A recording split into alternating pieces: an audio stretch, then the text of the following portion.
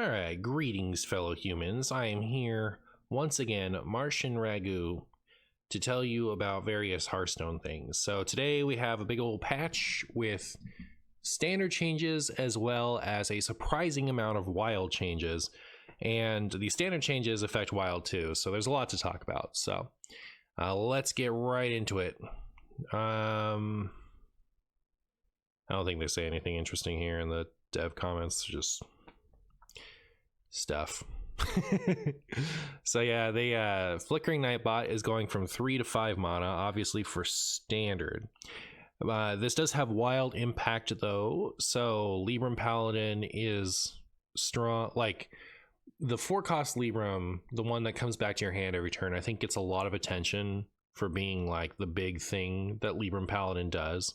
But what Libram Paladin really does is it vomits a bunch of stats out all in one turn. So if you go up against it, they do relatively modest things for like 3 to 5 turns, and then they play 2 light rays, a bunch of flickering light bots, put a bunch of Librams on everything, and then pass, and if you don't have an answer, they kill you the next turn. And this thing going from 3 to 5 mana is a big downside for that deck, so it's going to be harder to get those stats out. I don't know how much harder it is, like I don't know, it's hard to say for sure, but I do think, you know, not being able to drop this as early is going to be harder for it to maintain early boards, so it's kind of a significant hit to that deck. I don't know that it kills it, but it's a hit.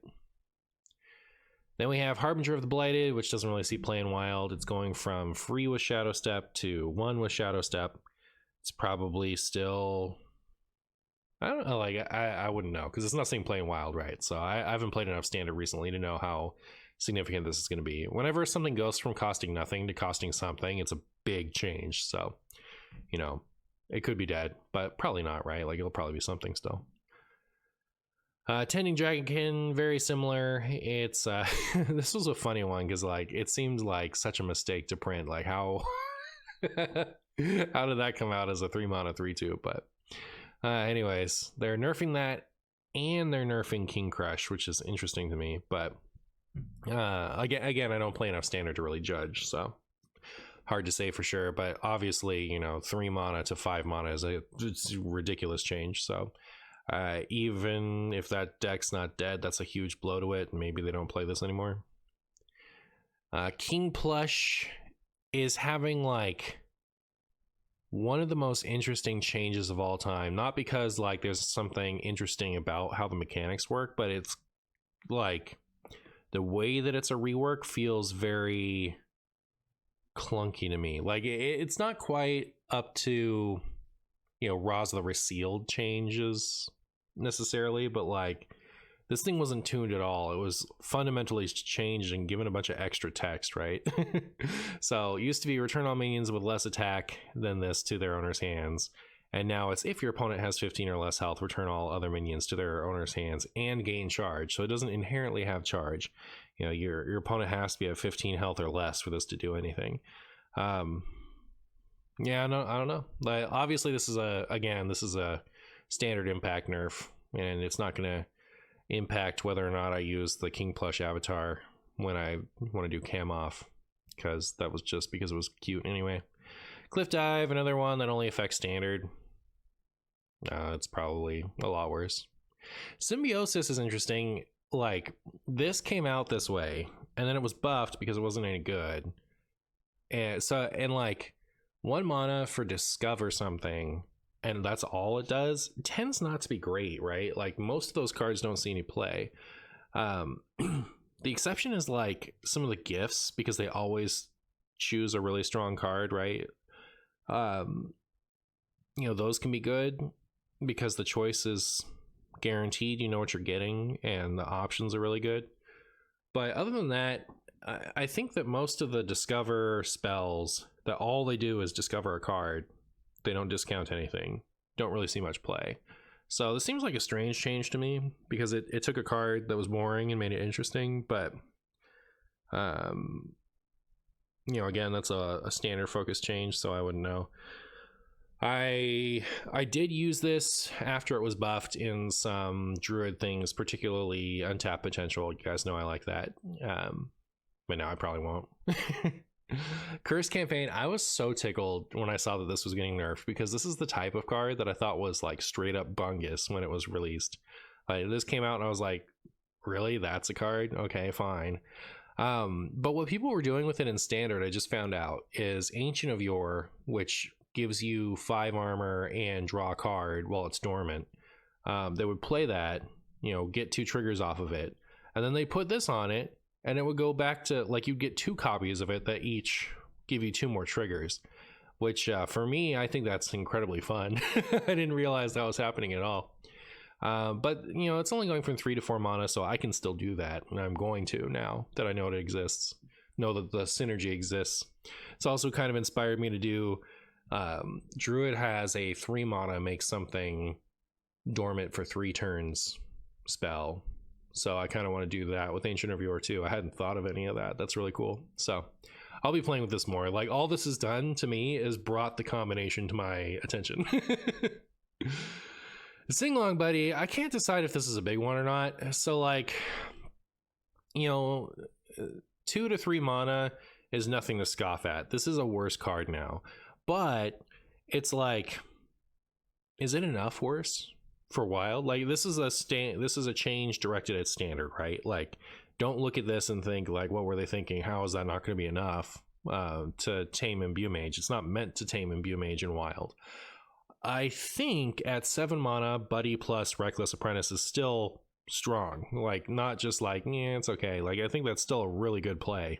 So I don't think that this is going to kill Imbue Mage. I think that combination still works just fine. It makes it a little bit worse of a tempo play. So, like, fitting it in earlier is going to be harder. You know, I think you're going to be less tempted to just jam it on curve because its stats don't quite get there in the same way as they did when it was a 2 mana 1/4.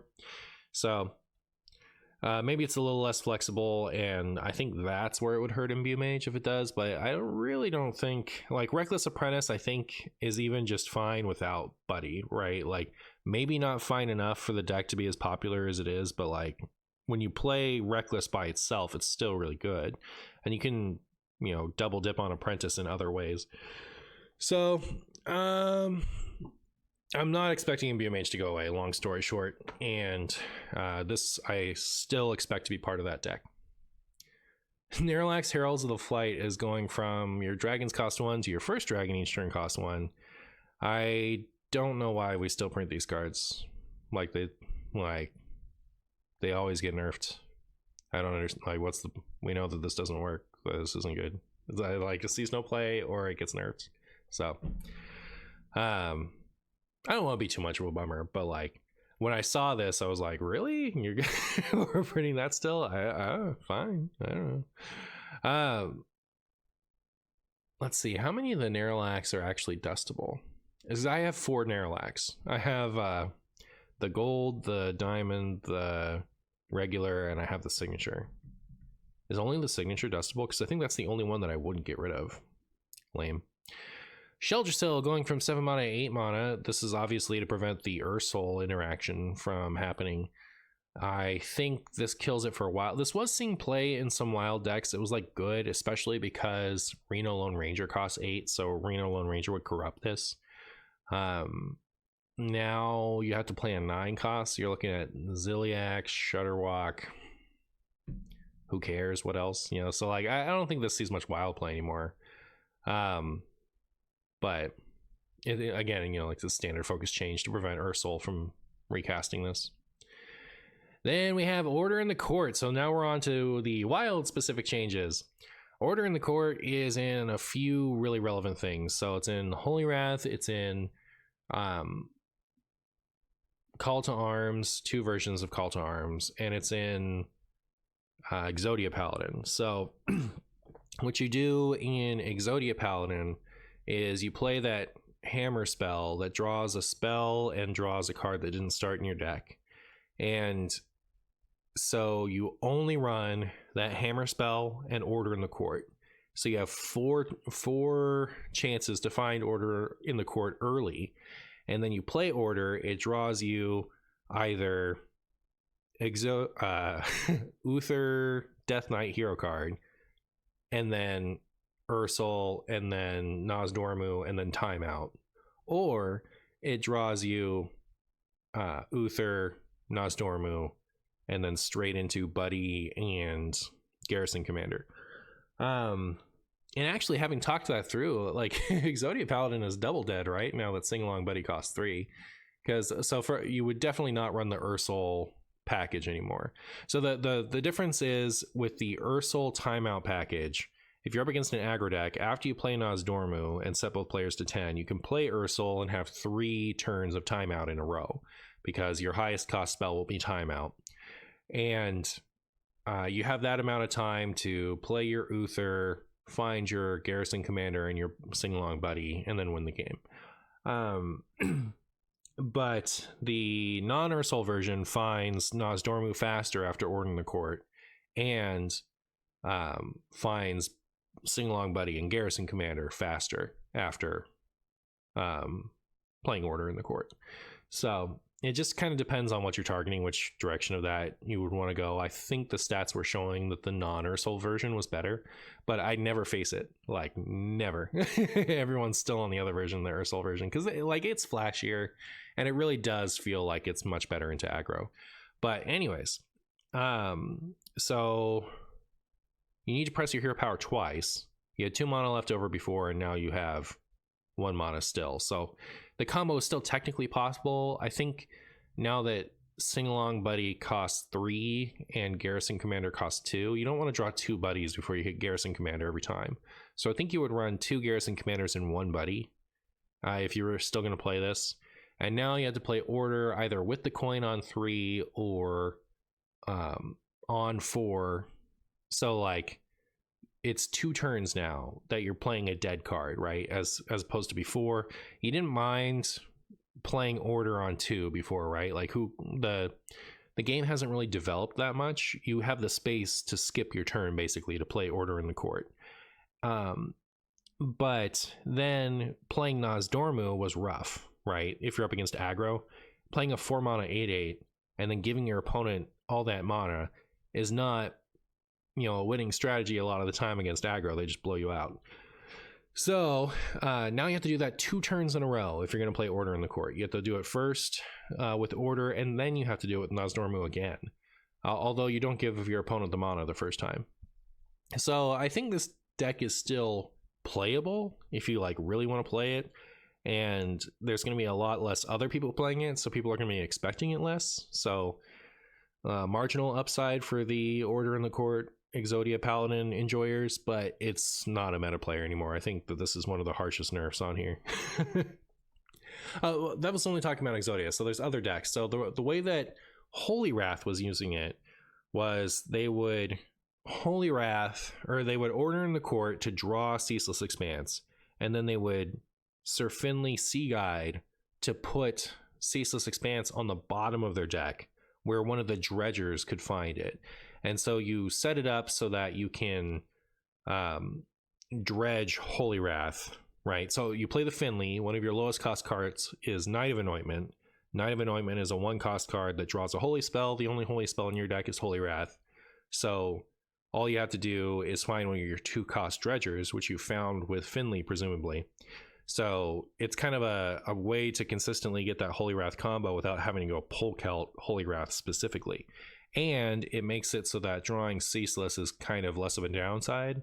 So you've built your deck to do that on purpose.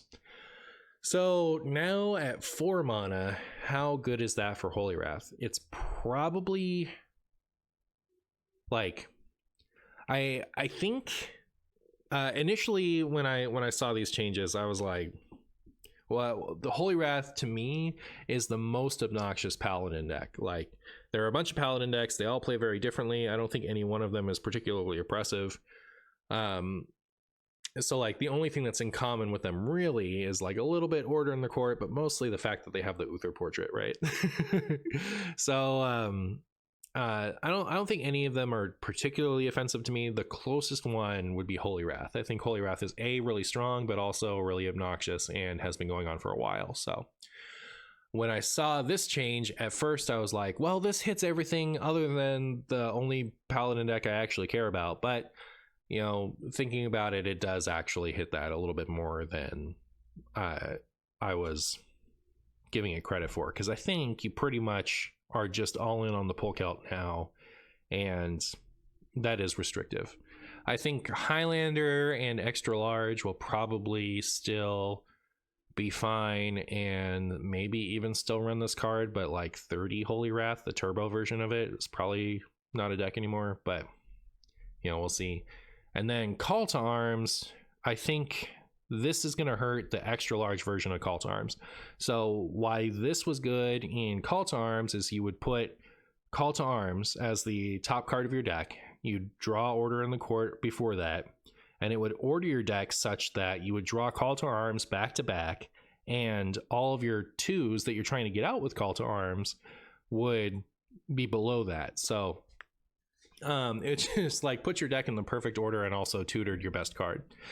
And that's why the 30 card was good and why the 40 card was playable. So people started running 40 with Mysterious Challenger as a top end and then Call to Arms because you could afford to, because you had this tutor thing that would set up your deck to be able to draw Mysterious Challenger, then draw Call to Arms twice, and then, you know, like all your secrets and 2 costs are safely on the bottom, so you get value out of all that stuff.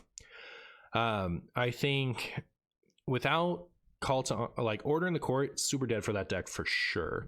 Like, it does not want to spend 4 mana doing nothing. It's not good enough. I think it might consider Polkelt if you really wanted to still do that, but even then probably not, and you just run the 30 card version, because 30 card will still find Call to Arms pretty often. It doesn't need Order in the Court. So big blow to the 30 card version. I think death blow to the 40 card version. And yeah, so there's a lot of impact to Order in the Court getting changed. This is one of the most changed cards ever, right? So it had its draw taken off, then it had its draw put back, and now you know, it's only 3. It's only 3 changes, but yeah, still. Then we have Scab's Cutter Butter. So this is going from 3 to 2. This is a response to the Drakarogue deck.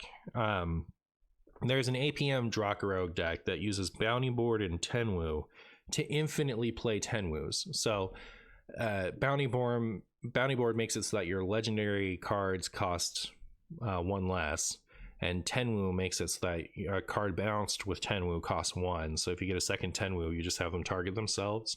And so the Tenwu sets them to 1, the Bounty Board reduces them by 1 to 0.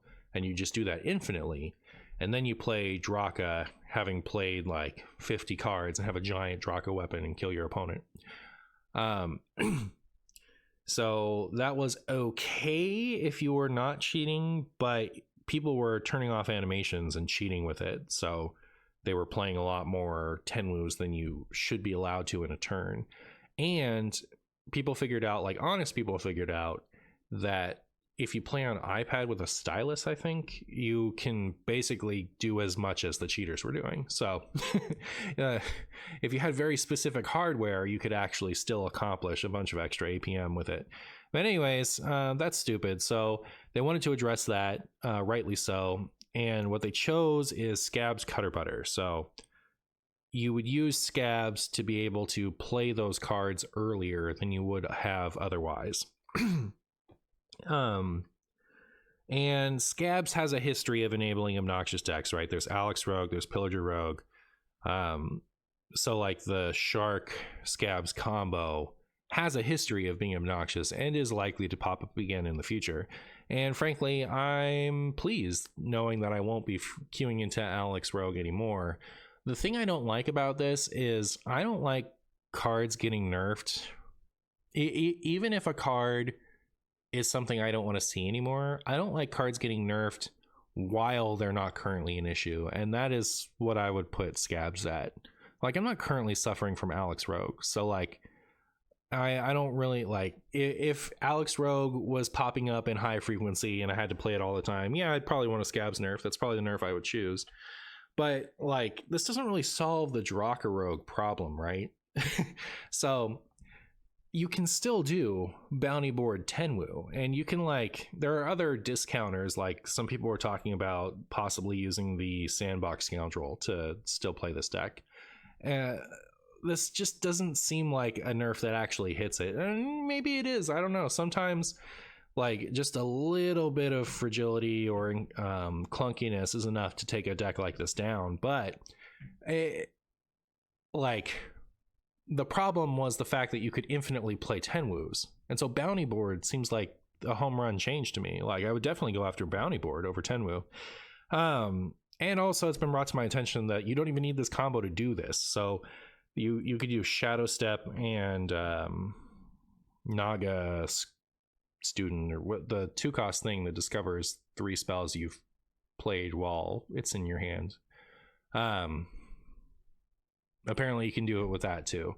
So, like, I don't think that Scab's Cutter Divider was a great change. I think that we're still going to have issues with this type of thing, but I think while I'm on the subject, so, like, I like that they did something.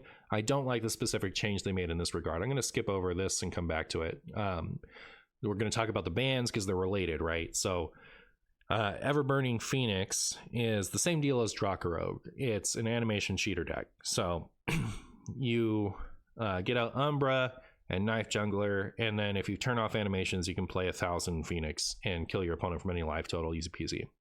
So if you nerf Draka to the point that that's not good, then the animation cheaters just hop on over to this deck.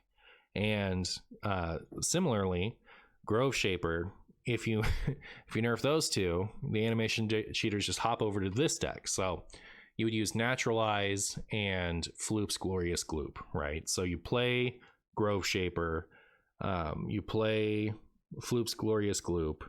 That makes a Treant that gives you a Gloop back. You target that with Naturalize. So your opponent draws 2 cards, you get a Treant that will give you a Naturalize. You target that Treant with your other copy of Naturalize. You get a Naturalize back, your opponent burns 2 cards, you get a Treant that gives you a Naturalize. So you use your new Naturalize to target that, and you continue that way forever until your opponent runs out of deck. So this is like if you're using it honestly in a mill deck, you can use it to kind of burn your opponent's hand a little bit. You're probably not killing your opponent with it, but you can, like, make a lot of progress through their deck and possibly get rid of something important or whatever. But if you're animation cheating, you just you get to, what do you need, 7 mana? You get to 7 mana and then you win. So if you if you don't nerf Grove Shaper and you don't nerf Phoenix, then all the Draka cheaters just move on to these decks, and that's why these are banned. So I don't love that it's 2025 and still our best answer to animation cheaters is this, right? Like, just nerfing and banning cards for wild because people will cheat with them, right? So, like, what would be nice if there was some kind of way of detecting when somebody's cheating and then just banning them outright, automatically. I can't really judge because I'm not technical enough to be able to say, well, just do this, right? Like, if they put me in charge of that, I couldn't accomplish it. I don't have that skill set. So I'm trying not to judge too much, but it does seem like, really, in 2025, still all we can do is just ban cards that animation cheaters use to stop animation cheating. So that's a bit of a bummer from that regard. I like this card, the Grove Shaper. I like that card a lot, and I did like the Phoenix a little. It's kind of sad that we're just going to miss out on these 2 cards in their entirety of being standard legal, right? Like, we had to wait for these things to rotate. They just came out, so we don't have these because of cheaters, not because they're too strong on their own, because the animations limit what you can do with them, but because people are cheating, we don't get to play with these cards in wild. Man. All right, scrolling back up, Void Touched Attendant is going from 1 mana to 2 mana. This is a very standard-esque change to me, which is interesting because we don't really get those in wild. In wild, what we get is, a card is oppressively powerful. A card or a deck is oppressively powerful, and so we gut it, right? This is not that. this is a deck is good and has been good for a while, and so we're scaling back its most powerful card. I don't think this has been gutted, and I don't think Shadow Priest warranted a wild change. Not to say that, like, if you're trying to fine-tune wild, that Shadow Priest wasn't a good choice, but they don't try to fine-tune wild. They try to gut outliers. And I don't think Shadow Priest met that bar based off of what they've been doing, you know. Cult Arms taking a huge hit, and the Premier aggro deck also taking a huge hit, I think has meta consequences, possibly. I can't tell you for sure, but I know that some of you who believe aggro shouldn't exist are probably pretty excited about this, but I think aggro should exist. And, you know, Reno like Highlander or Renathal like greedy value pile mirrors are less fun when they don't have to like mitigate some of their choices with aggro in mind, you know what I mean? Like if two full-on greed piles touch, like it's less interesting than two greed piles that have to consider that have to dedicate some of their deck space to aggro. So I'm not really excited about the possibility of like Theo, Tech W, Hostage Mage, vomit constantly on ladder, which, you know, if aggro didn't exist, I think would be what we were dealing with. But there's a chance that aggro is still fine, right? Because this isn't that bad. This isn't like Void Touch Attendant isn't played in decks anymore. The 30, so there's two Shadow Priests. There's the 30 card version, and the benefit of the 30 card version was finding Void Touch Attendant more often. All right, so you're trying to blow your opponent out of the water and win in the first, you know, 3 to 4 turns with Void Touch Attendant. That's the 30 card version. The 40 card version leveraged the extra health total to have an edge in the mirror, but also because of that, you find Void Touch Attendant less often, so your deck strategy isn't really geared to doing that. So since we're already running stupid stuff like Mixologist, and the extra large version was by data the better version, so like I think possibly the extra large version is still like good. Apparently it was the best deck in the game. That's what some people are saying. Like, other than cheater decks, the extra large Shadow Priest was the best deck in the game. And so since it is probably more fine with a 2-cost Void Touch Attendant, it's probably still up there. Maybe not the best, but I would expect it maybe to still be around. The 30 card version, I would assume, is not worth it at all anymore. Apparently, like some of the people I talked to believe it wasn't worth it before at all. Like, there's no reason to run the older version, the 30 card version, over the 40, because the 40 is that much better. But maybe the difference is much starker, much more clear, and so more people will hop on the actual good version of the deck. I don't know. I think if a version of Shadow Priest ends up still being very good, then this was a good change. And if it deletes the deck entirely, then I don't think it was the right time for it, because, you know, we're looking at Pirate Demon Hunter as the only other aggro deck, and I don't think that's strong enough to be, you know, a deterrent for greed piles. So that's my thoughts on that. Then we have Serenite Chain Gang. So this is going from summon a copy of this minion back to summon a Serenite Chain Gang. And so just pointing out, this is not for Shutterwalk, right? Okay, so I don't think many of you think this was supposed to be for Shutterwalk, but some of you do. And like, Serenite Chain Gang is like, I don't know, the 5th best version of this effect for Shutterwalk these days, and none of them are worth playing for the you know, at all, right? So there's like, you know, just on its own merits, only as a copy effect, because if you consider the Velen interaction, Serenite Chain Gang actually is one of the better ones. But if we're not building for Velen, then Serenite is not a card you would even consider in a Shutterwalk deck anymore. Aziliax is probably the best one, just because its effect is good all on its own.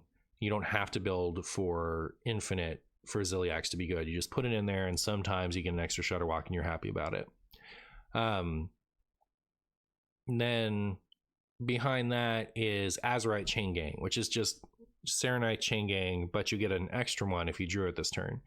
So like Serenite Chain Gang is unnecessary. The Murloc one is worse than Chain Gang. So like, it's been pretty well tested and established that 4 mana for 2/2/3 taunts is better than 3 mana for 2/2/1 rushers. The Murlocs are not worth it. So like this was still better than that, I guess, but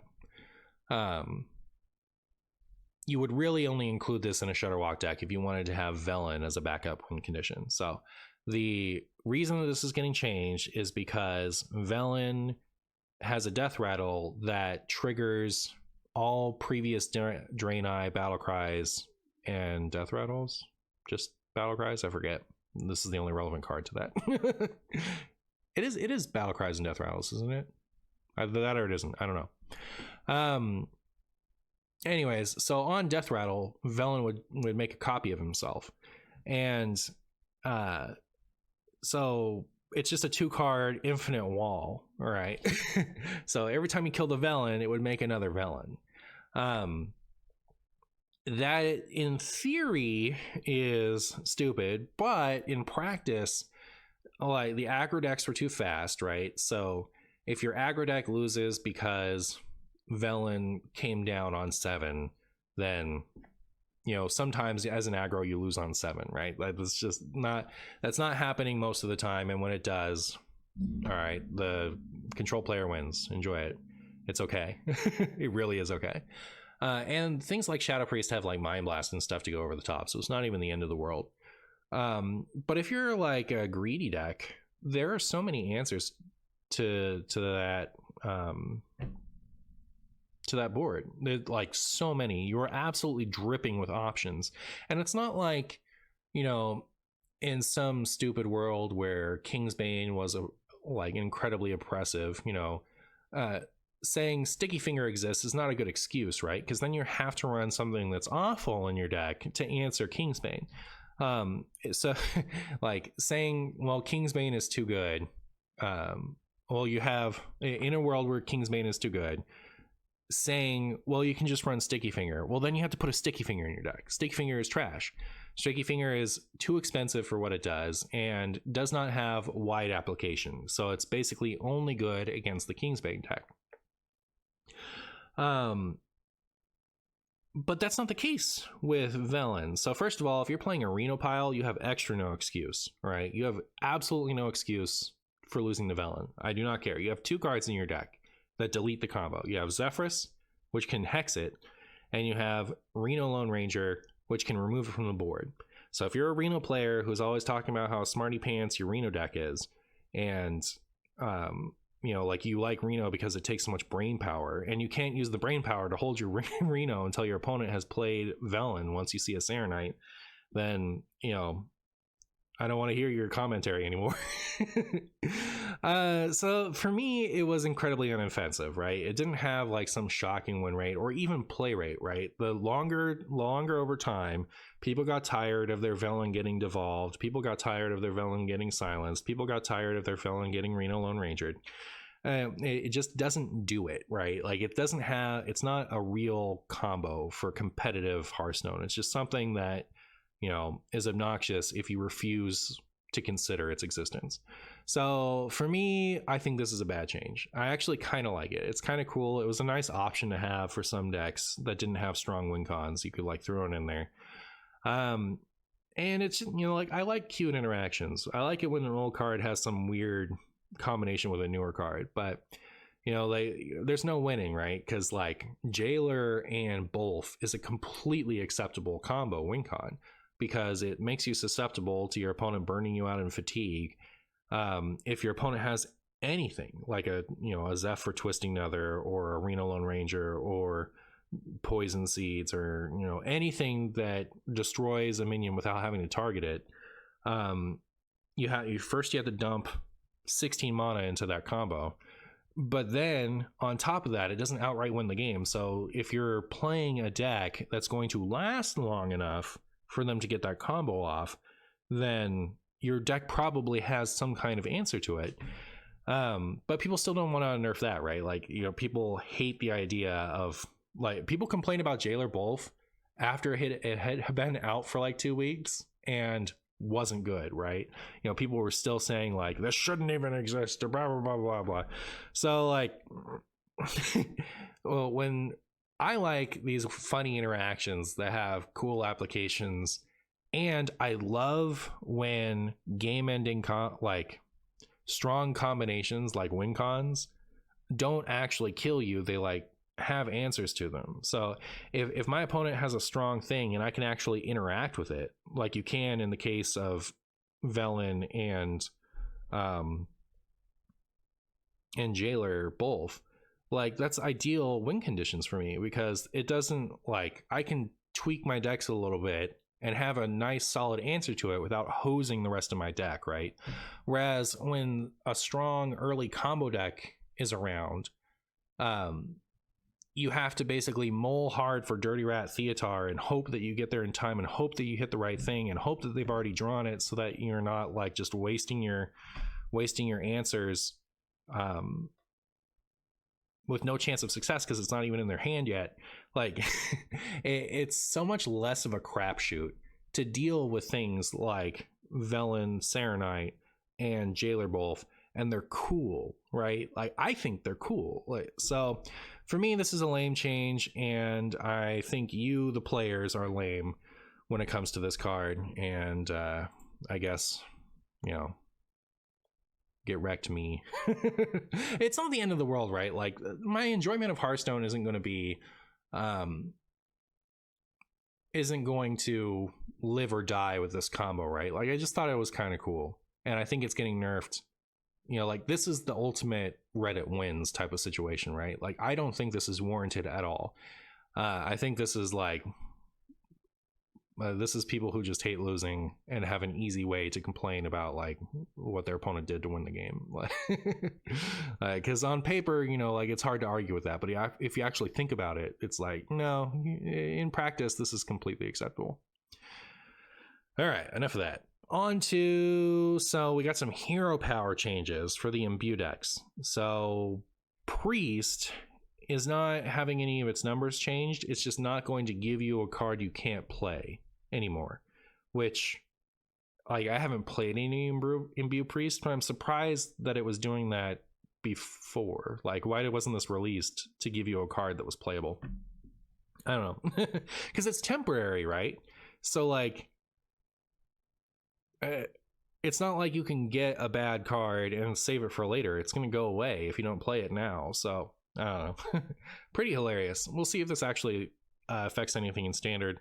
Everyone is always asking me to play this, so I guess I will now that it doesn't suck. But yeah. And then Blessing of the Dragon is going from 2 mana to 1 mana. Shuffle 2 Emerald Portals into your deck. Yeah, that's better, right? Because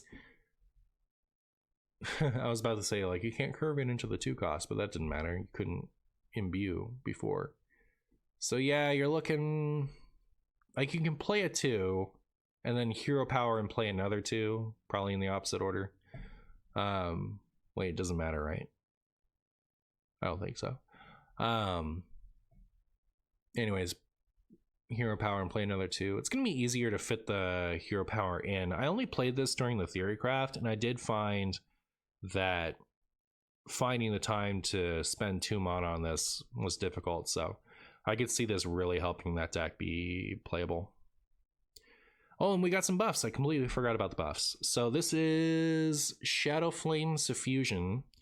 2 mana, deal 2 damage, discover a warrior minion with a dark gift. I don't think that's a wild card. Living Flame is going from terrible to interesting. So 2 mana 3/2 is a much better stat line. And so maybe decks that have a really important fire spell will play this now.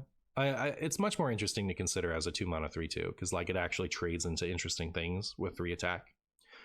So yeah, that's a nice change. Dark Rider, if you're holding a dragon, discover a dragon with a dark gift, going from a 1/1 to a 2/1. I'm sure that's better. Probably standard is the only one that's going to notice that. Here is an interesting wild one. So Spirit of the Kelderai is going from, if you used a hero power this turn, get +2/+2, to now it's getting +3/+3. So if you want, you can tour guide or play that microphone weapon in Priest, play that out on 1, and hero power on 2, and play this, and then have a 4/6. I don't think that's bad. I think that's probably just great for an aggro deck. It would have been a 3/5 before, which is much less interesting. Huh. I don't know, like, this could be like, it could be that you don't run the weapon and you don't run the tour guide and you just play this in extra large Shadow Priest with Paper Cut Angel on 4 Paper Cut, isn't it? Paper Craft? I forget what it's called, but the one that makes your hero power cost 0. So you just play it either on 4 with your hero power, or you play Papercraft Angel on 2, play this on 3 or something. I could imagine coining Papercraft Angel on 2 and then playing this on 2 after would be really good. So we'll see. Then we have Overgrown Horrors going from a 5 mana 4/6 to a 4 mana 3/5. I think this is another one people wanted me to play, was Dark Grift Warlock. So I guess I'll have to take a second look at that now that this exists. But I'm not like excited about it. It's not that interesting. Anyways, that was all the changes. I hope I'm hopeful that Wild is still good, right? Like, I think Wild was in a pretty acceptable place recently compared to a lot of the ways it's been otherwise. And a large part of that is because I haven't been running into a lot of Hostage Mage. So if suddenly I'm facing a ton of Hostage Mage as a result of this, which is what I'm scared about, like less Exodia Mage means less Exodia Paladin means more Hostage Mage, I assume. And it didn't lose anything, right? It's not like Imbue Mage where it lost a little ground with the buddy.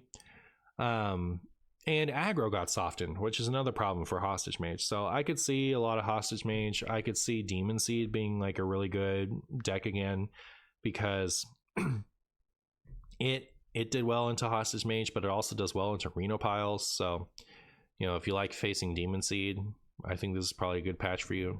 So yeah, I guess if I see a lot of either of those decks, it's going to limit what I can play for content, but I don't know. Yeah, well, what do you guys think of the patch? All right, let me know in the comments. All right, thanks for watching. Bye.